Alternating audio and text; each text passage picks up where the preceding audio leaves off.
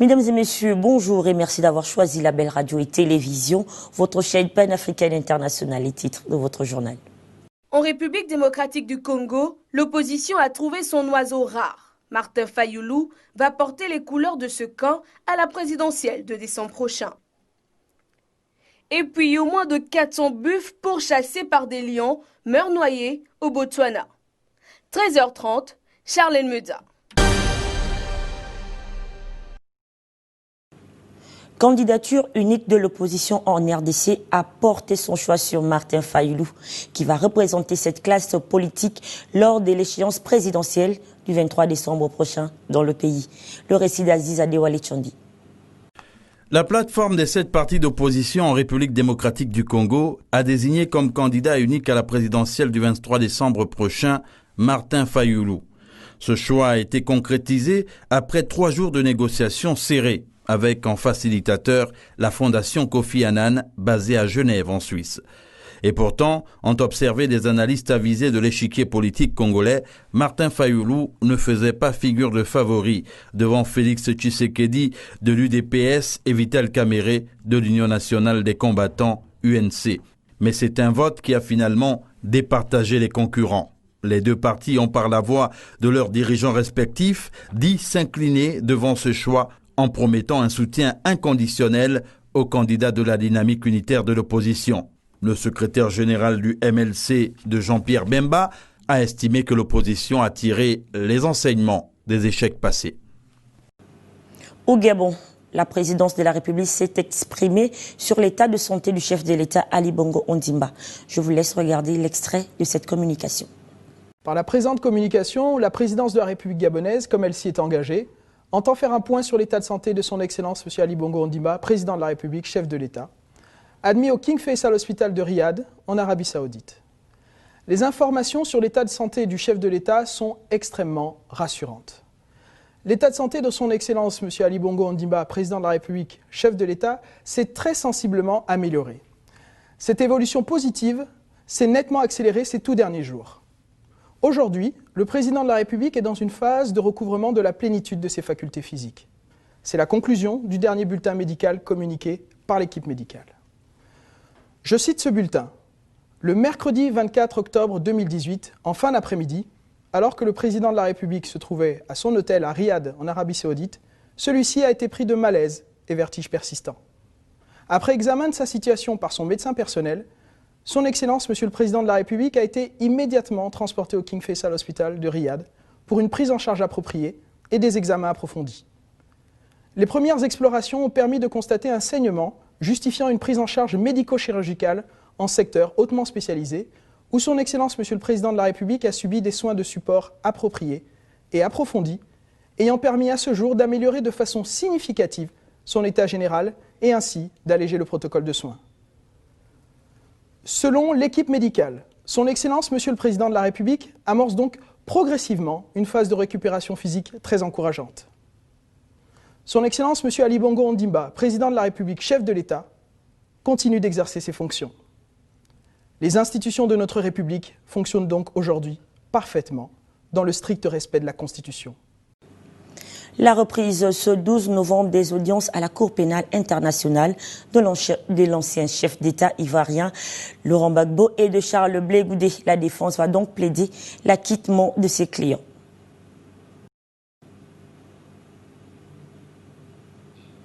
Nous reviendrons sur cette actualité. En économie, nous parlons de l'Éthiopie qui va remettre sur pied ses bases navales à l'abandon pendant 27 longues années suite à la récession érythréenne. La marine éthiopienne va revoir le jour de la mer Rouge et de l'océan Indien. Romaric Zogoengo. Après plus de 27 années d'abandon, les bases navales vont être rétablies en Éthiopie. C'est en tout cas ce dont a fait part l'État éthiopien la semaine écoulée dans un communiqué officiel.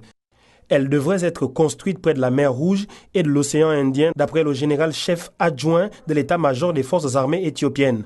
Abandonnées depuis la sécession de l'Érythrée au début des années 1990, les bases navales réétablies seront le moyen pour Abiy Ahmed, Premier ministre éthiopien, d'affirmer l'influence militaire de son pays dans la région. Selon le général-chef adjoint, de nombreuses nations lointaines sont venues dans la région et y ont établi une influence sur la mer. Il n'y a donc pas de raison que l'Éthiopie, avec plus de 100 millions d'habitants, reste, elle, sans base navale. Les autorités sont d'ores et déjà à pied d'œuvre pour mettre sur pied la marine nationale. Celle-ci sera dotée de technologies et d'équipements modernes. Le rétablissement de la marine revêt une importance cruciale pour Abiy Ahmed, qui tient depuis la semaine dernière des séances de travail avec la haute hiérarchie militaire du pays. Signe, d'après l'opinion publique locale, de l'attachement de l'État éthiopien au renforcement des capacités des futures forces navales, mais aussi des forces militaires terrestres et aériennes éthiopiennes. La journée nationale du sourire a été célébrée le 10 novembre à Libreville sous le thème « Le sourire, un art de vivre ». Emmanuel Tougou y était. C'est l'une des premières règles que l'on apprend dans la vie.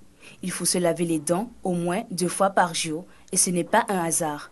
Un brossage de dents inadapté ou insuffisant peut avoir des conséquences déplaisantes pour votre dentition. C'est dans cette optique que le cabinet dentaire Smiley Design a organisé le 10 novembre à Libreville la 2e édition de la Journée nationale du sourire. Une journée essentiellement dédiée à la sensibilisation du grand public sur les problématiques de la santé bucco-dentaire, sensibiliser les populations sur l'importance psychologique, sociologique et communicationnelle du sourire en société. Sensibiliser un petit peu le grand public sur la valeur du sourire, l'importance du sourire en société. Au cours de cette journée, les participants ont assisté à un panel portant sur le thème même de la journée, le sourire, un art de vivre. Il y a eu également un panel avec un coaching sur les bienfaits du sourire, ainsi que des dépistages et diagnostics esthétiques gratuits. Aujourd'hui, on est très fiers d'avoir pu organiser la journée internationale du sourire avec le cabinet Smile Design. Comme vous le voyez, c'est un grand succès. Le sourire est au rendez-vous sur tous les visages. Rappelons que la Journée internationale du sourire a été initiée il y a une vingtaine d'années par Harvey Ball, créateur du Smiley. Le but de la journée est de faire rire au moins une personne dans la journée pour lui remonter le moral. En d'autres mots, il est question de faire en sorte que partout dans le monde, chacun oublie ses soucis, le temps d'une journée. Le Forum des organismes africains du financement de la recherche scientifique a récompensé une vingtaine d'élèves dans différentes filières. Nathalie est là. La place de la femme dans la recherche scientifique en Afrique, c'est le thème abordé à l'issue du premier forum des organismes africains du financement de la recherche scientifique sur le continent. Journée au cours de laquelle il a été question de la promotion des femmes à intégrer le monde de la recherche scientifique et de l'innovation. Temps fort de cette journée de réflexion à Abidjan, Côte d'Ivoire, la reconnaissance de l'excellence des filles en milieu universitaire, une initiative du programme d'appui stratégique à la recherche scientifique et un partenaire sud-africain. C'est une vingtaine de filles issues des universités du secteur public de la Côte d'Ivoire qui ont été récompensées dans les domaines de la science, de la technologie et de la recherche scientifique. La cérémonie s'est déroulée en présence du directeur de cabinet du ministre en charge de l'enseignement supérieur, qui s'est félicité de cette initiative qui vise à valoriser et distinguer les meilleures filles dans les domaines scientifiques. Le programme d'appui stratégique dans la recherche scientifique qui encourage l'excellence a procédé à la remise de prix à cette vingtaine de filles des universités du secteur public de Côte d'Ivoire. Pour l'enseignement supérieur, l'excellence n'a pas de genre et que les compétences scientifiques des femmes n'ont rien à envier à celles des hommes. Notons que ces lauréates ont reçu une attestation de distinction et un ordinateur portable du PARES, selon le président du comité scientifique du programme d'appui stratégique à la recherche en Afrique. Après cette cérémonie, elle a poursuivi en confiant dans son propos qu'après cette cérémonie, un atelier de formation sera organisé pour leur apprendre à rédiger des projets doctoraux.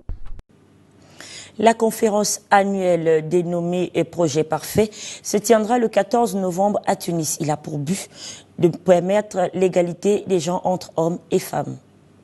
Lancé en novembre 2017, le projet Parfait visant à matérialiser l'égalité des sexes entre hommes et femmes dans le domaine de la vie locale et de l'innovation entre dans sa deuxième phase le 14 novembre à Tunis. À travers la conférence du 14 novembre, les initiateurs de ce projet Participation des femmes pour l'avancement et l'innovation de la Tunisie, Parfait, envisagent de dresser un bilan à mi-parcours du projet car il a pour but de renforcer les capacités des femmes et de les accompagner dans leur participation à la vie publique locale.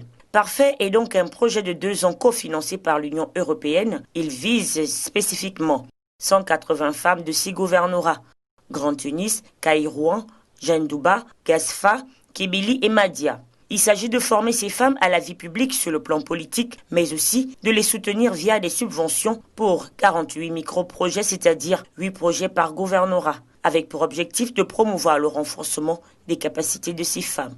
Le projet Parfait durera 2 ans et vise donc à améliorer la participation des femmes à la gouvernance locale en Tunisie en leur donnant les moyens de s'insérer pleinement dans la vie publique. Au nord du Botswana, 400 buffles sont morts noyés après avoir été poursuivis par des lions. C'est ce que nous dit Séni Amar. D'après un communiqué du ministère botswanais de l'Environnement, un troupeau immense de grands buffles passait en Namibie quand, pris de panique, il s'est rué vers la rivière Chobe, entraînant la mort par noyade d'une centaine. À ce jour, plus de 400 buffles morts auraient été récupérés dans la rivière le long de la frontière du parc national de Chobe, au nord de la péninsule de Kabula-Bula, peut-on lire sur le compte Twitter du gouvernement botswanais. Selon les premiers éléments de l'enquête, ces buffles auraient perdu la vie en tentant d'échapper à une horde de lions.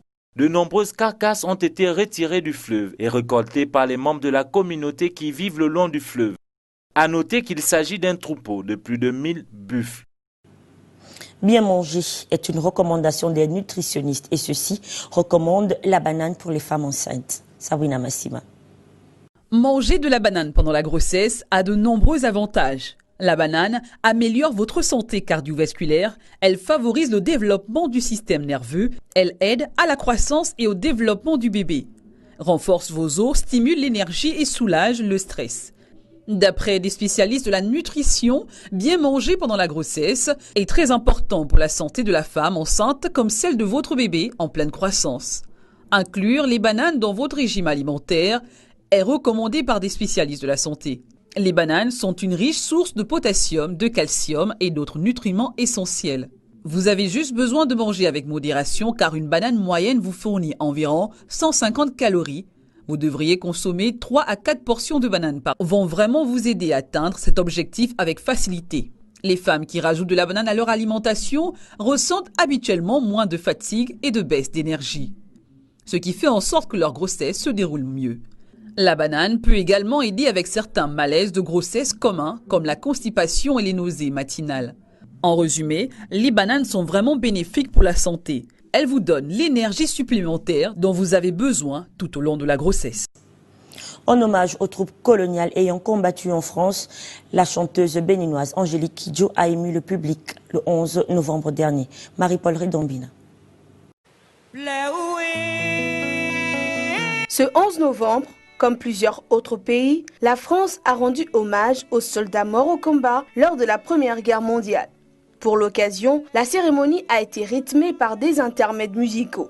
Devant plusieurs personnalités venues nombreuses, la chanteuse béninoise Angélique Kidjo a représenté dignement le continent africain avec la chanson Bléou. À l'origine, une chanson de la Togolaise Bella Bello, décédée en 1973, le titre Bléou a résonné sous l'Arc de Triomphe en hommage aux combattants venus d'Afrique qui ont perdu la vie.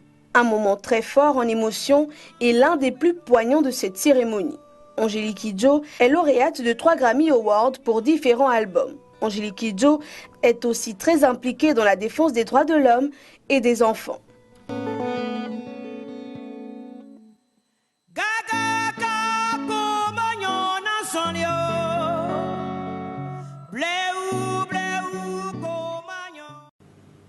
Hors du continent africain, cette fois-ci avec le monde en bref, avec Aziz Adewale Chandi.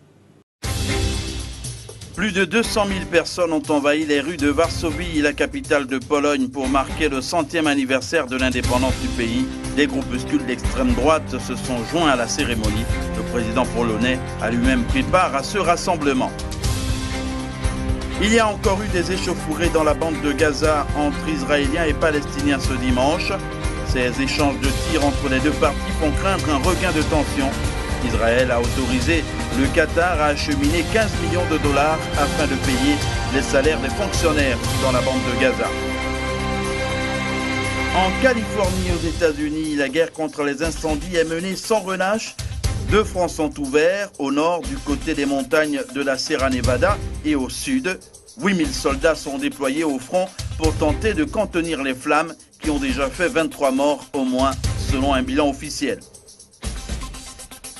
Et puis la victoire du skipper de 62 ans, Francis Joyon, à la 11e édition de la Route du Rhum. Il s'est imposé devant le jeune François Gabard qui a passé la ligne d'arrivée 7 minutes après le trimaran Idexport. Du sport pour la fin de cette édition d'information. La Côte d'Ivoire chez les hommes et le Mali chez les femmes se sont imposés à la finale de la Coupe d'Afrique des Nations de basket. Rodney Ovenon. Discutait le gain de la 3e place et ce sont les Éperviers qui se sont finalement imposés 19-17. République démocratique du Congo 21-19. C'est la fin de votre édition d'information. C'était un plaisir d'être chez vous. Excellent début de semaine à tous. Au revoir.